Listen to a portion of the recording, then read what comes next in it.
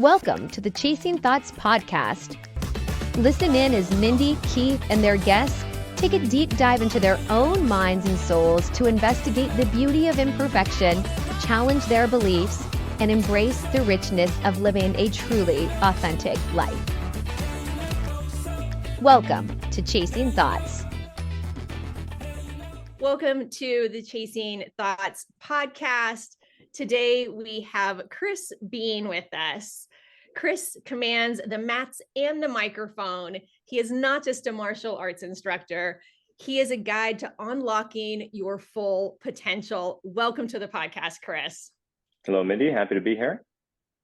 So just to sort of get in touch, let's just hear sort of your story. Tell us how you arrived being this human in this moment. Yeah, so I guess, it all stems back to, we talked about the martial arts. I'm a martial arts instructor, and I have been training in martial arts since 1999. I've been teaching martial arts for around about 20 years, pretty close to it. And, that's actually my first job and my only job I've really ever had. And I've just had such a passion for it and a love for the craft, the art, and for really the more than just the kicks and punches. It's the mental fortitude. It's the personal development journey that I get to go on myself. But then now as the instructor, I get to share those things with my students. And, unlike a traditional school teacher where I have my students for 1 year, I have students that have started with me at 3 years old. And now, that person is one of my instructors. He's 19 years old. And, it's such a cool experience to be able to see that growth, that journey for them to become who they are moving forward. That is so cool. I can really see where that would be extremely rewarding. Yes. So I know this is a big question because obviously you can't just distill it down to one thing, but if you were to say, what is the biggest impact that martial arts has had on your life and your mindset, what would that be? Oh, wow. That's a good question. Well, I would say that it is the intention of never ending improvement. And so never being happy where you are, but always seeking to better yourself, whether that be mentally, physically, spiritually, whatever it is, but always seeking further growth and development. Yeah, I think I love that. Yeah, I love that too. And one of the things that I struggle with, so I'm curious what you have to say about this, Chris, is I was born a seeker. I've always been interested in personal growth and development for as long as I can remember, this natural arising of wanting to be my best self. And then as I got older, I really had to bring in more peace and acceptance of who I was in the moment. And I think I wrestled to align those things, this constant striving and this complete acceptance of the present moment, right? Can you speak to that? Because I know martial arts also has a huge component of present moment. Yeah. So, I always like to be in the present moment. And I've talked to lots of people, and it seems like people nowadays are almost in the modality of being able to check out. Everybody's on their phone, or they're mentally not aware of where they are, what's going on around them. You ask them how many red cars did you see on your drive-in? Say, oh man, I have no idea. I probably saw some cars, but I don't remember. You see people driving, they're on their phone as they're driving. Everybody's just mentally checked out. And so you're right, that martial arts aspect really has an opportunity to be present focused. And that's, certainly something I strive to do. And one of the ways that I do that is I don't do my phone. I don't bring my phone with me lots of times. My phone is a device that lives at my house, unless I need it for photographs or something like that. Then it stays with me. But otherwise, I do my best to keep my phone at home. That allows me to stay further checked out of the social realm and more in the actual physical realm, which is where I would like to be at. I love that so much. And when clients come to me, building boundaries around electronics is one of the number one things we do, because you can't make changes in your life if you're not present with the experience of your life, right? Yes. Yeah. Yeah. For me, I started leaving, I don't leave my phone at home like you do, which I admire, but I'll leave it in my car when I, run into a store or run an errand. And at first, when I started doing it, it was just very awkward feeling. And I'd be the only one standing in line looking around, and everybody else, like you're saying, is looking down. And it's really kind of an awe-inspiring experience, because you recognize how checked out people are when you become present, especially in those very public locations. Yeah, and you talk about being in the line at the the checkout or whatever, and you have to fight that twitch or that tick that you have to pull the phone out and do what everybody else is doing. And you're right, that's a weird type of space or moment to be in, but allows you to be present and to be aware of how really how checked out people are nowadays. Yeah. Yeah, I love it. And I think that when we carve more present moments into our lives, then choice becomes easier, right? Because every moment we're choosing who we're going to be, what we're going to say, how we're going to show up. Unless we're checked out, then we're just, kind of riding along. Yes. So Yeah, I remember like standing in lines at a supermarket as a kid, and we would read all the magazines, like the boy that was born half bat, half boy, and now I even see ads where they're pushing like, oh, I'll play this game when I'm standing in line at the supermarket. And I've always thought, like, why do you need that constant entertainment that comes in? It's almost like if we're not constantly being bombarded with all these colors and everything, we just don't know what to do with ourselves anymore. Well, I think that speaks on people's almost desensitization to dopamine, and we're so oversaturated with getting that instant hit of gratification, whether it's whatever it is that they're seeing from the screen. And I think that really is what we are, as civilization, kind of are trying to the need that's trying to fill, is that instant dopamine hit. And you're right, that's tough, because people now have figured out that's where we are most on our phones or on our devices at. And so they're targeting us in those moments to be able to get that dopamine hit, which is where most of society lives. yeah. Yeah, And I can almost see that pushing us more away from a community base into an individualistic base. And then with martial arts, I mean, there is that individualistic aspect to it, practicing, but it's mainly a community that comes together. So I love that. Yeah, I absolutely agree. Yes. Yeah, I'd like to hear more about that community piece. I've never practiced martial arts, but I knew somebody who did, and I knew that her presence in the dojo and her stewardship of it was an important piece of that. So can you speak a little bit to what Keith brought up? Like, what is the individualistic sense and teachings of that? And what is the community teachings of martial arts? Yeah, certainly. So, with the individualistic, it's not a team sport, meaning we don't, you're together doing the same type of things, but you're not a team striving towards a common goal, which is, kind of what a team sport would be. You're an individual striving to improve yourself, whether that be to get the next rank, to pass this test, or to win the trophy, or whatever it is. But the community is, you are there with like-minded individuals. I'm sure as life coaches, you have a sense of connection between you and the person that you're coaching. And then if your individuals that you're coaching get together, then they have that community aspect as well, because they're all coached by you. And so that's where that kind of that community lives. And the nice thing is too, when you work out with people, when you sweat with people, when you beat up people and they get to beat you up, there's an extra kind of, it's like a family atmosphere. If you think about, especially boys do this more often than women do, but boys, especially growing up, they're beating each other up, but that doesn't mean they have necessarily a bad relationship. That is bonding for them. And I think that really is the bonding aspect that brings in the community, not to mention, again, that, you're with those people for so long. It's not just for 1 year, but you with them for years and years, to, again, always striving towards seeking further advancement for themselves, not necessarily in a team way, but as an individual to better succeed for themselves. Yeah. What you mentioned competition and winning trophies.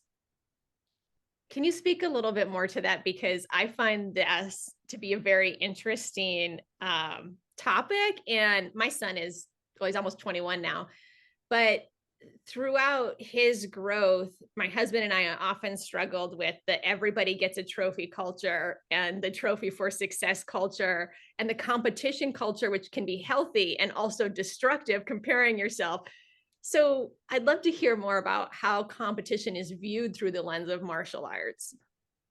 Yeah, so competition is interesting because it gives you an opportunity to kind of test your skills, so to say. You get to go and you get to compete against somebody else. And the interesting thing is I can do that with people I don't know, depending on the type of environment it is, or I can do that against people I do know. And depending on that environment, it plays out sometimes differently. And the way that you bring yourself to those is a little bit different versions. But generally, as you're there competing against those other people, you're right. Not everybody gets a trophy. The first place, second place, and third place, and it's the biggest, littlest, and smallest. And then you have an overall. Lots of times, the tournaments that I've been to in the past, that they have an overall winner. So the person who got the most first places in the best in the biggest categories of most overlapping or whatever, they get the biggest trophy. And striving towards that and not always succeeding, I think, is important, because I think that failure is probably the biggest way to learn something. You can't learn if you're always achieving the things that you want to achieve, but it's by failure,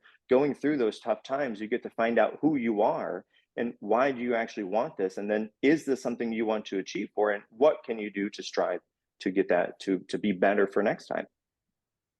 Yeah. That is odd. That was going to be my question too. What role does failure play? Because I took karate when I was a kid.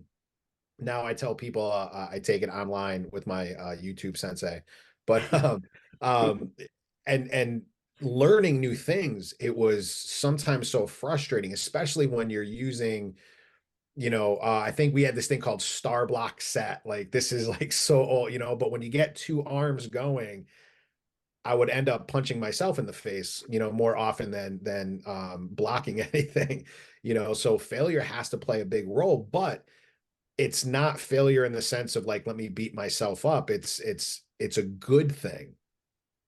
Yeah, I think that the instructors get to push and pull on how that works, because if it's done in the right atmosphere, the right environment, I think that failure, like you said, is important. But unfortunately, it can be taken incorrectly as well, as if you are allowed to dwell on that, or to think that that is you as a person, as opposed to that event that happened. And that's a big dichotomy that you have to balance appropriately, that failure is something that happened to you, not who you are. And the instructors get to kind of set the role, set the stage, so that happens appropriately, so you can learn from those mistakes and not dwell on those and count that as your personality from that on. Yeah. And as a leader, as an instructor, how important is that to you, to ensure that your students are not taking it in the way that they shouldn't, but but using it to motivate them to move forward? Like, do you have tactics that you used, or is everybody sort of, you got to deal with everybody individually? Well, yeah, so there's certainly different tactics to use, and everybody is different as well. But the the way that we run our school is that if I have a student that's having a tough time getting something, it's not the student's fault, it's my fault. I didn't share that information in a way that they can better understand that. And then I tried this way and I tried this way, and I go through my path, and if I run out, then I go to somebody else. I seek advice for somebody else, and if they think, oh well, let me just try, and then they get to try and they run through their path, and then somewhere along the line, eventually somebody is going to have the answer to help convey that information to them better. And it's not always that I didn't do it correctly. I need to find the right way, the best way to convey that information to them so they can better understand it. That is that is so amazing, especially the humbleness as an instructor, as that leader. This is my school, to be able to say, I'm going to step aside, not because I'm wrong or doing something, but because they might understand it in a different way where it clicks for them from somebody else. That, I think, that just in itself takes a level of awareness and strength in a person, especially as a leader.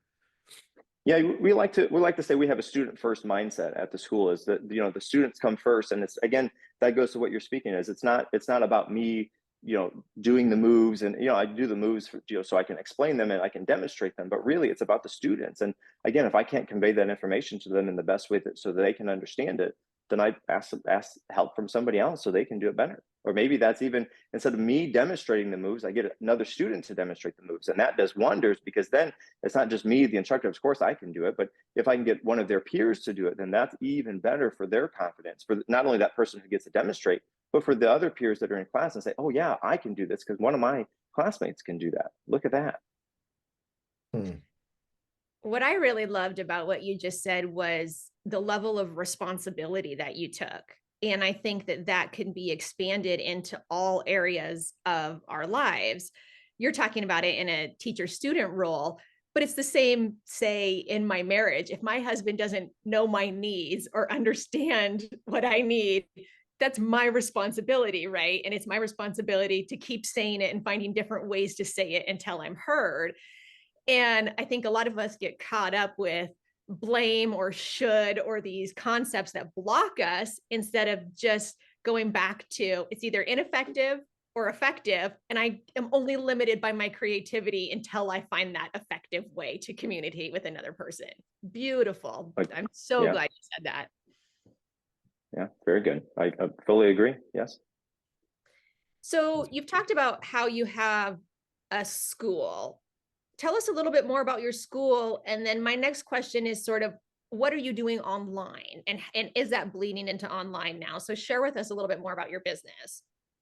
Yeah, so I'm not the owner of the business. I'm the operations manager, sort of say. I'm the head instructor. So the owner is the owner. He takes care of the payroll, those kind of things, marketing, and then I'm the person who's in charge of the way the classes are run, the information that we teach, how it's taught, the other instructors on the floor, the office staff, all of those kind of things fall into my realm of responsibilities. And the nice thing about that is so the owner was my instructor way back in the day. And then the nice thing is that he gave me the opportunity to step in to become the person that I want to be. It wasn't about being a carbon copy of what he is, but I got to be my own self. And the cool thing about that is I was able to change and develop and shape and mold and improve the information that I got from him to better convey those things to the students. And so again, it's all about being a student first. And so with that in mind, there's lots of things where I'll see a hole and okay, what can we do to fix that hole? How can we fill it so that doesn't happen to everybody else that goes through this? But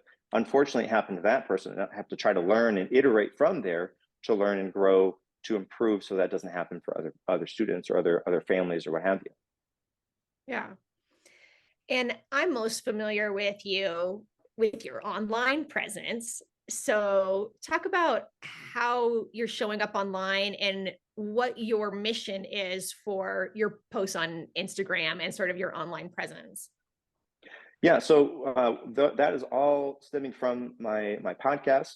I'm a co-host on that, where we have it's the Prestigious Initiative, to plug that. Sorry, but so on there we talk about how to live a more prestigious life, and so my Instagram content, Instagram and Threads and TikTok now as well, but all of those, and YouTube as well. Sorry, but all of those are small snippets of information to help to live a more prestigious life, and it is a lot of information I've received from my training as a martial artist, as an instructor. But on top of that, now, like in school, I didn't like to read the books that were presented to us because they were boring. They weren't fun. But now I'm reading, like I read the last book. Right now I'm reading Marcus Aurelius Meditations. The last book I read before that was Jordan Peterson Maps of Meaning, which is an advanced level college textbook, very, very in-depth and thorough. And that is not at all something I would have chosen to read soon after I got out of high school or even university. But now I sought that out to learn and grow in those areas. And I think that is where I was talking about a continual improvement. I don't want to be satisfied with where I'm at. I want to continue to be pushing the boundaries and learning and growing in other ways. And I think that trying to share those ideas or mindsets with my audience is one of the ways I can do that. Well, I want to say thank you, because it is not easy showing up on a public forum, and not only the inner journey, but even the very technical journey to get there and combining those two things. And so I just want to acknowledge and validate that your stuff is great. And I think it's having an impact. So thank you thank you for doing it. Thank you. Yeah, I've tried to show up every day. I don't think I missed a day.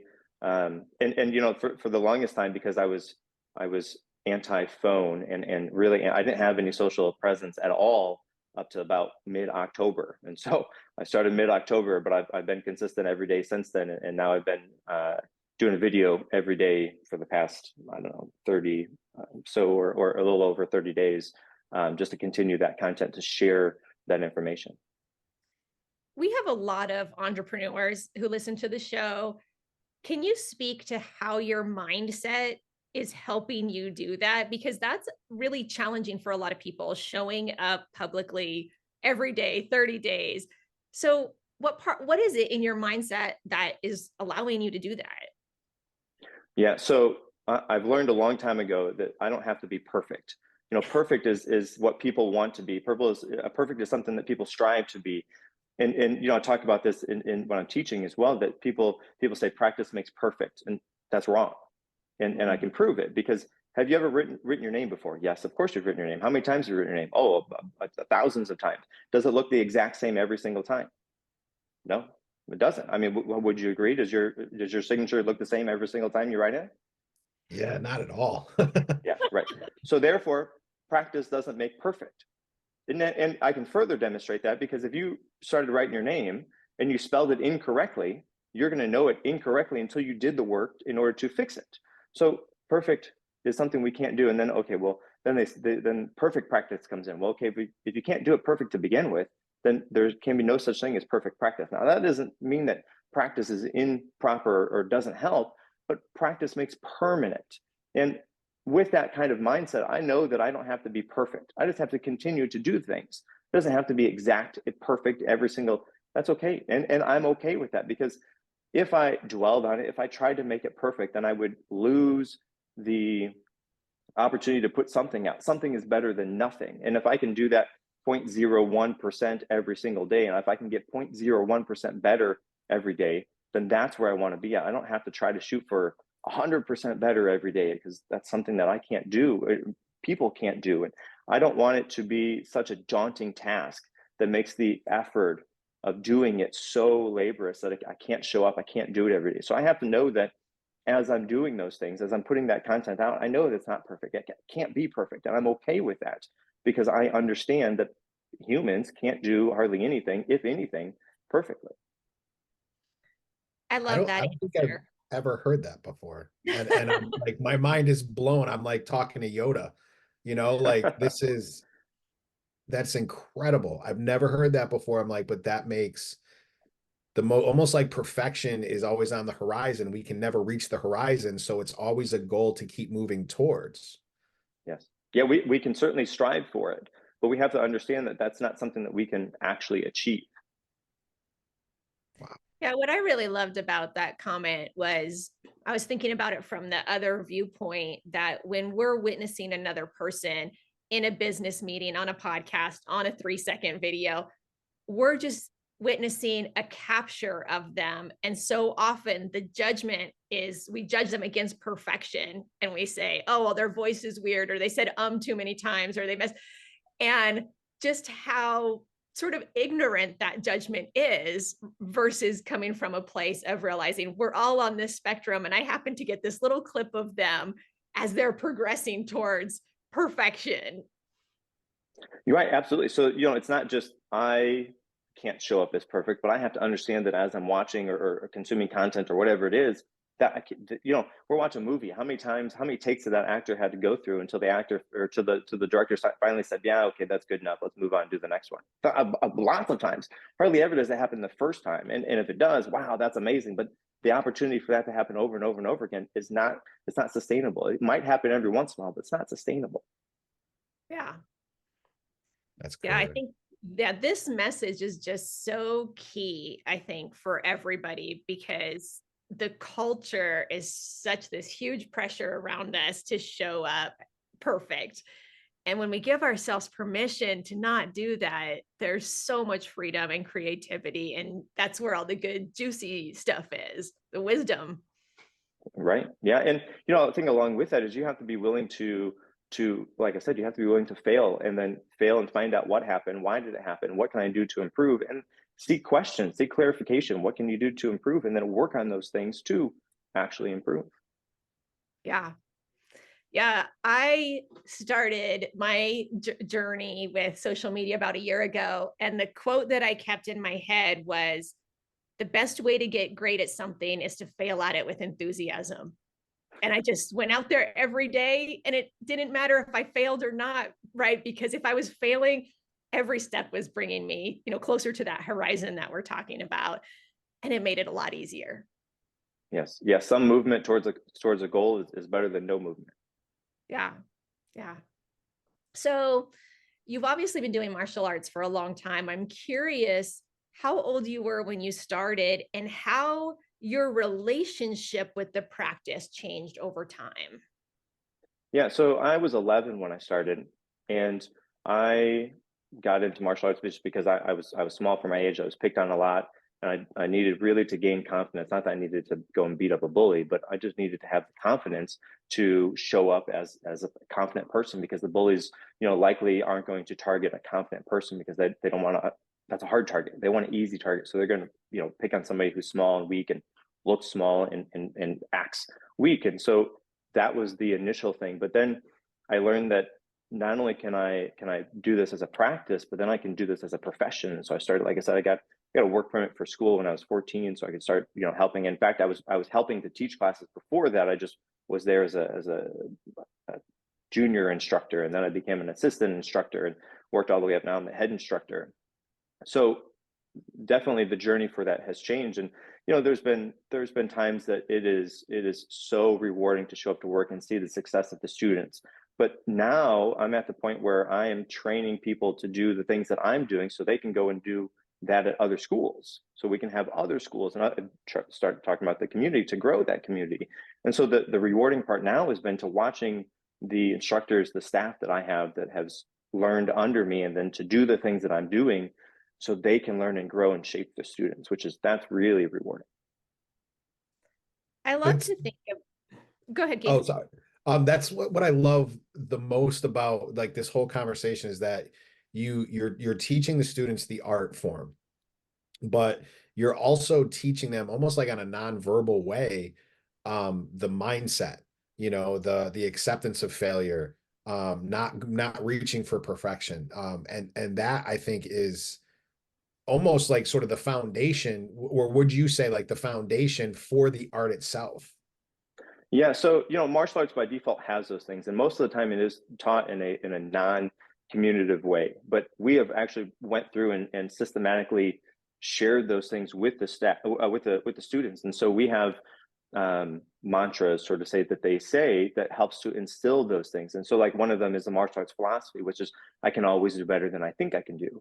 And so they get that so early on. So that is where those things are coming from. And there's they have another one's focus my eyes, focus my mind, focus my body. But they get all these little things, and they're drilling these things. And then not only are they drilling them and doing them, frequently, we tell them why. Why are you doing this? What's the benefit? Why is this something that I've chosen for you to have to say and repeat over and over again? And so it's not like, go to churches, monotone and whatever. They're saying it with vigor and excitement because they understand the benefit for it. And, for the younger students, the parents see that, they hear that, they can, oh, that's why I'm sending my students here. That's why I'm sending my kids here. So it's not by accident they're getting those. It's on purpose, and they know it. And I love the repetition of it. Kind of, you're almost like training it into that muscle memory, like into the lower, more ancient parts of the brain. It reminds me of like the military training, where it was the same thing, except on a let's go hurt people, and this is let me control myself, let the confidence, all of that stuff. Wow, I'm just like blown away by you, man. It's those things kind of become almost positive affirmations, and we're not using positive affirmation as the terminology, but really that's what it is. And positive affirmations in general are so effective and helpful for people, and they're getting those, and they're maybe not knowing that it's an affirmation, but they're using it in the same way, and it's working in the same way. Yeah. Wow. Yeah, I love those sorts of things. I still have things that I learned, like songs that I learned as a kid that play in my mind. I'm 44. I go, to do something. And there's this song that I sang as a 4-year-old that's like, I can do anything, right? Because it's like you said, it's programmed into my body and I don't even reach for it anymore. It just naturally arises when I come into conflict. How great is that? Yeah. Yeah. Like you said, it becomes almost part of the subconscious, which is then, part of their basic programming to be the person who they are. Yeah. What I'm thinking of as we're talking with you is just what a beautiful network of lives you've impacted, not only in the direct ways, but in the subtle ways of communication and confidence and showing up, and how that can affect so many lives. We have no idea the network of, positivity that has come from you and from your classes, but it's really cool to imagine and think about. Yes. Yes, it is. It's cool because every once in a while I get stopped by a former student at the grocery store or something, and they'll tell me how the things that we did way back when have it helped them or impacted them or helped them to be the person who they are, which is incredibly rewarding. Yeah. Yeah. Is there one thought, like, or one memory that sticks out for you? Like this is the moment of transformation that I'm going to keep with me for the rest of my life. Like somebody that you really saw go through that change and saw the help that the martial arts gave to them. Yeah, of course, I have had a student that was pretty young when they came in. They might have been 7, 8 or so, and this person wasn't definitely not the top of the class. Well, actually, almost towards the lower end of the class. And this boy started with another kid, and that boy was at the top of the class. And it was interesting to see the dichotomy between the two, because of course they would overlap, they would talk to each other, but the one person stayed at the top and the other person stayed at the bottom.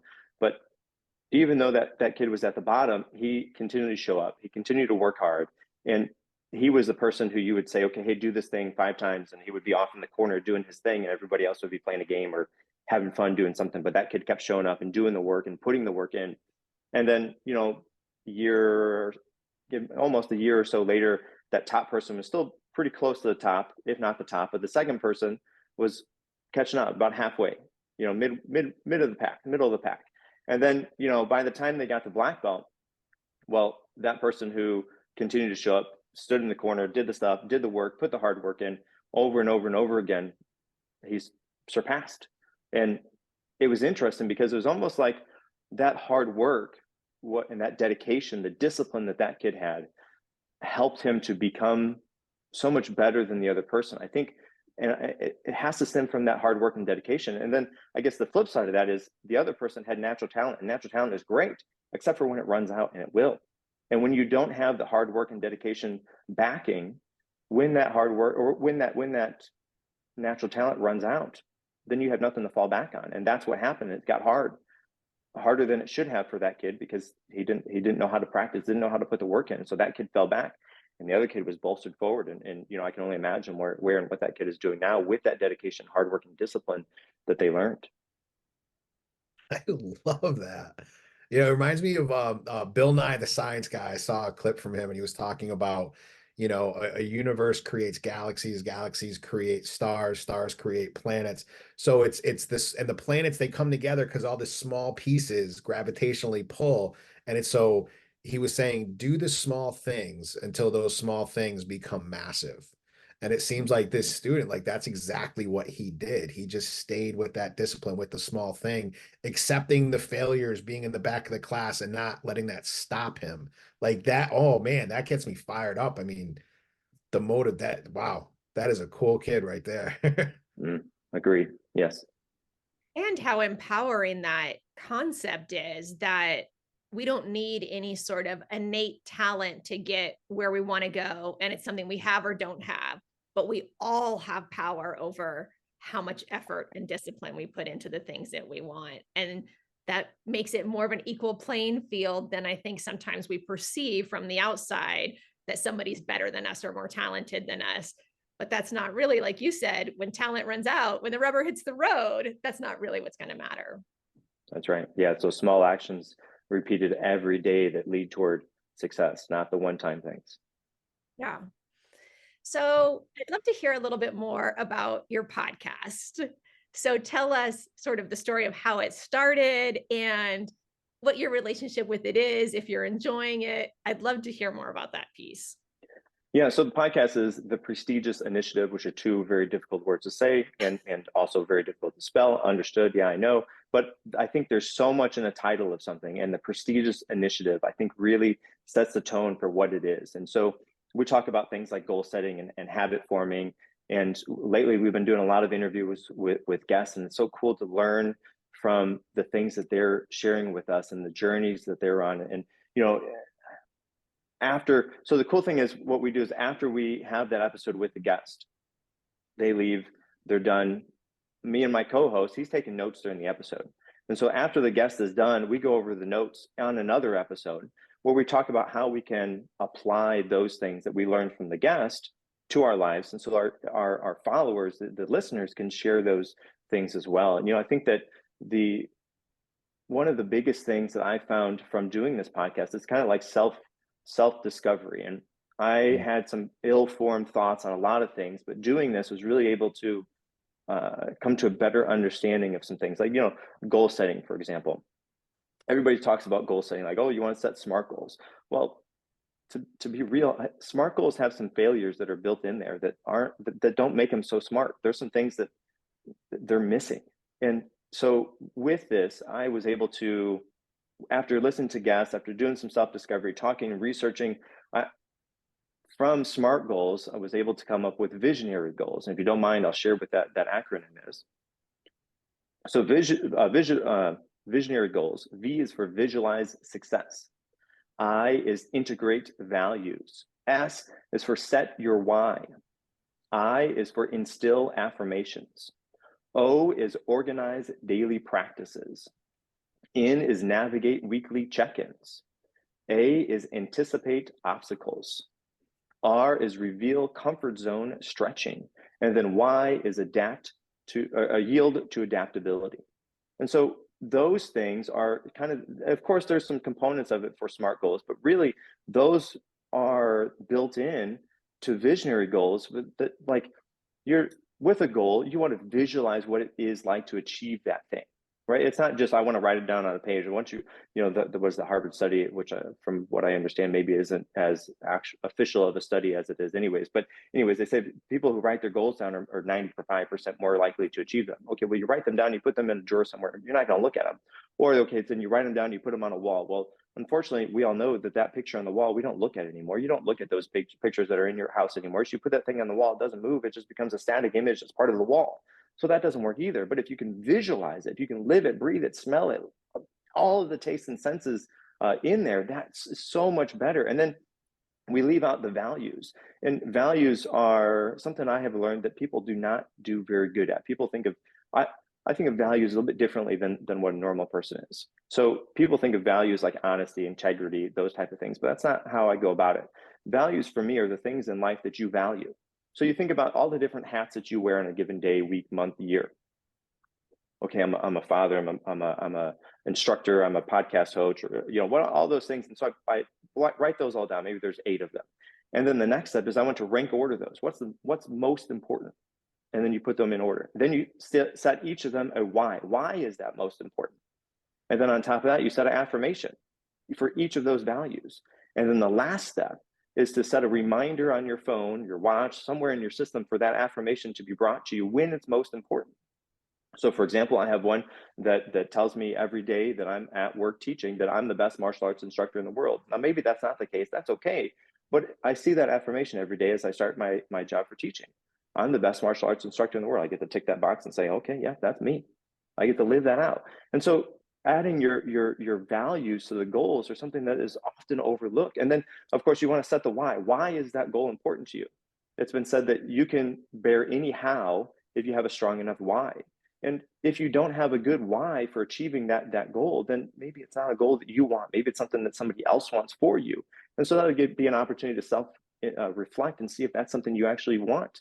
And then affirmations, we already talked about those. Affirmations are so important and impactful, especially if you can do it for a goal that you want. Have those consistently reoccurring things that you are consistently telling yourself to live into that person who achieves that goal. Daily practices. You see, I don't think of habits like normal people think of habits. Habits becomes a magic word that somebody says, oh, just make a habit for it, and then you don't have to think about it. Well, that's not what happens. Habits, you know, and of course, then they say 21 days to make a habit. Well, that's not how that works either. But a habit is something that you have to practice every day. It's not going to happen by accident. It's going to accidentally get forgotten, especially if you think it's a magic thing that it just happens accidentally. But you have to practice it. Something you have to daily practice or weekly practice, depending. And then you want to check it, an opportunity to reflect on your goals. Is this still something I want to achieve? How did I work on achieving this goal this week? Am I moving in the right direction? If not, how can I do that? Anticipate obstacles. So for example, today, my power is out right now. I'm not in my normal podcast studio. I'm out in a different room, and I'm on my phone instead of on the microphone. It's all kinds of weird for me right now, but this is an obstacle I had to anticipate and figure out what to do. Not to mention, there was a potential for snow day today. And so if my kids were here, there was another, eventuality that would happen if that was the case. And so anyways, thinking about obstacles, not so that when they happen, you can dwell on them and, but you want to expect them before they happen. So you have an opportunity to think, okay, if this happens, I'm going to try this or that. And maybe those things don't work at all, but at least you have the opportunity to think about those before they happen. Comfort zone. Everybody lives inside the comfort zone. We talked about being on the phone all the time. Everybody, that's their comfort zone. They don't want to look up at society. They don't want to see what's going on around them. They want to live inside that phone. If they can, they climb inside that thing just so they can be there all the time. But to be outside the comfort zone, which is tough. Nobody wants that. That's hard. It's tough to do. But if you can stretch your comfort zone, oh my gosh, it'll be so much better. And then the last one is yield to adaptability. You want to be adaptable in your goals. If it's not something you actually want to achieve, move, do something different, right? Be adaptable in your approach to this. It's so important. Sorry, I went off on a tangent there. Goals is something I talk about a lot, and it's near and dear. I could have listened. I felt like I need to pay you for what you just that was incredible, and I'm going to study this thing. and wow is all I can say. That was one of the best things I have heard in a long time, man. Well, thank you. Yeah, beautifully put together. I mean, I feel like you echo a lot of the same things that I think and believe. I also have a little about SMART goals.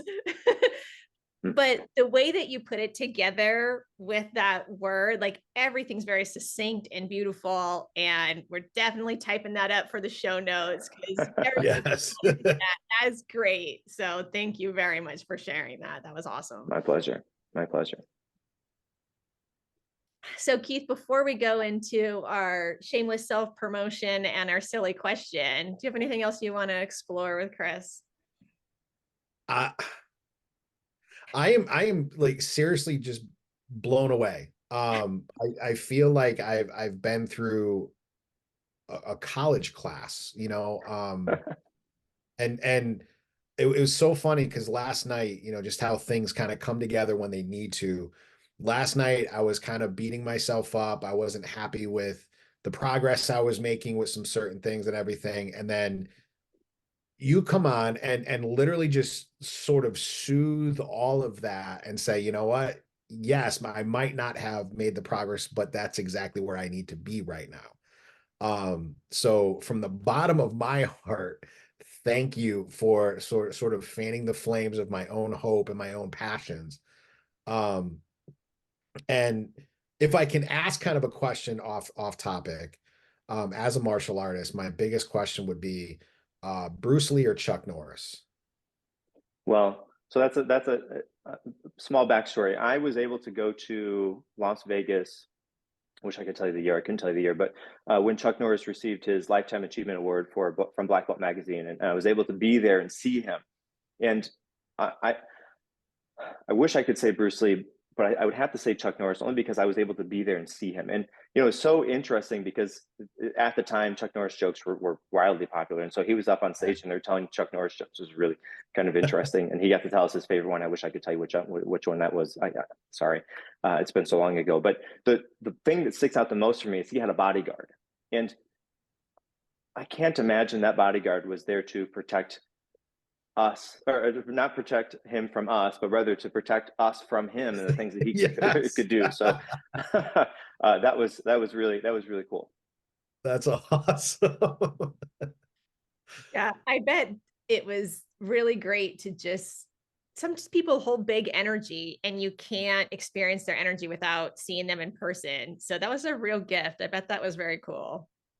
Well, and so to further the backstory a little bit, him and I started in the same art. So he did Tung Sudo. He eventually created his own art, but he started in Tung Sudo, and that's the art that I started with as well. It's what I teach now. And so there's more to that. But on top of that, he teaches Christian martial arts, and I also teach at a Christian martial arts school. And so there's lots of overlap in the things that he's done in the community for the martial arts, but also for just the community that he lives in, and helping other people, I think is definitely something to strive for. And I really admire that for him. And unfortunately, I'm sure Bruce Lee would have been on the same way, but he just didn't have the opportunity to do that as he was cut down. Yeah. Beautiful. I love that. So Keith and I really believe in this thrive and help thrive philosophy, right? That's the way of the future. And so we like to give our guests at the end a chance to shamelessly self-promote if there's anything that you want to say or list or tell our audience before we wrap it up. Yeah, so I mean, we already talked about the Prestigious Initiative. You can find, all the podcasts there. We've had 50, 60, I don't know. We've recorded so many of them; they're not all up yet. So I think we're around about 55. I think has been released already. So you can find those on anywhere podcasts are, and then you can find me specifically at Chris Beane Official. I'm on YouTube. I'm on Instagram, Threads, and TikTok. Awesome. So we like to end with a silly question for all our guests. My question to you is, have you ever had a stuffed animal that you really, really loved, or do you currently? And can you tell us a little bit about that stuffed animal? Unfortunately, I can't remember if I've had any stuffed animal, and I certainly don't have a stuffed animal now. You'd be surprised. Some adults do, and it's being embraced more. So whatever works. Yeah, not for me. I'm gonna send you one, man. I'm gonna send you a stuffed Chuck Norris teddy bear or something. Thank you so much for your time today. We really enjoyed having you on the show. It was awesome. My pleasure. Thanks for having me. Thank you so much, man. Thank you for listening to the Chasing Thoughts podcast.